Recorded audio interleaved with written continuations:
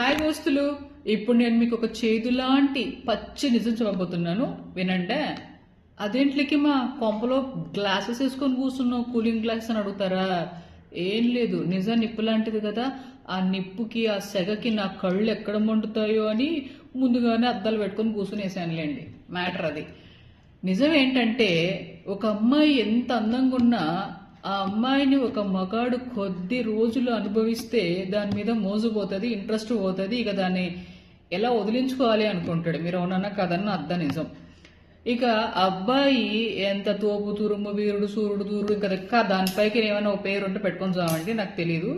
So అలాంటి వాళ్ళతో మనం కొద్ది రోజులు ట్రావెల్ చేస్తే ఆడంత చెత్తనా కొడుకు చెత్తదవా దరిద్రుడు అని మనకు అర్థమైపోతుంది. అవునంటారా కాదంటారా?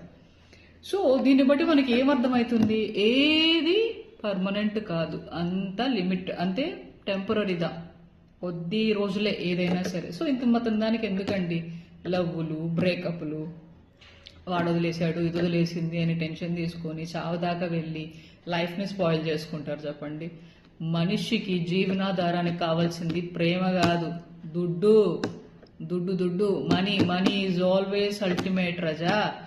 అర్థమైందా? ఎర్న్ దట్ మనీ, ఎర్న్ చేయండి, నచ్చిన బట్టలు వేసుకోండి, ఇష్టం వచ్చిన ఫుడ్ తినండి, ఏ ప్లేసెస్ ఎక్స్ప్లోర్ చేయాలి అనుకుంటున్నారో వెళ్ళి చేయండి, సైట్ సీయింగ్ వెళ్ళండి, తిరగండి. అంతే. మీరు బతకడానికి కావాల్సింది మనీ, పోరడో బొరియో కాదు. సమజైందా? కాబట్టి ఎర్న్ మనీ. ఏది పర్మనెంట్ కాదు, అన్ని కొద్ది రోజులు దాన్. ఆ తర్వాత మోజులు పోతాయి, ఇంట్రెస్ట్ పోతుంది. ఇంట్రెస్ట్ పోనిది, మోజు పోనిది ఏంటిదో తెలుసునా? దుడ్డు, కాసు, పనం, దుడ్డు, money. Money, earn that. Bye.